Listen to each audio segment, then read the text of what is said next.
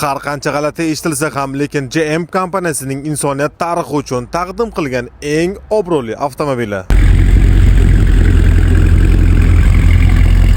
Umuman yurmagan, zapaskasi ham tushmagan, hech qatga haydab ham borilmagan, hech qaysi akani qo'li ham tegmagan. Cadillac Escalade V-seriya 2025. Bu yog'i endi o'zbekcha ta'rif bo'ldi. Taxminan 3 tonna og'irligi bilan bu avtomobil ishonchli va xavfsiz to'xtab berishi uchun oldi taraf va o'ziga 6 porshundan iborat bo'lgan Brembo supportlari o'rnatilgan bo'ladi. Tormozning diskasi esa 410 mm dan iborat bo'ladi va 12 ta spitsadan iborat bo'lgan R24 satin grafit diskalari bilan.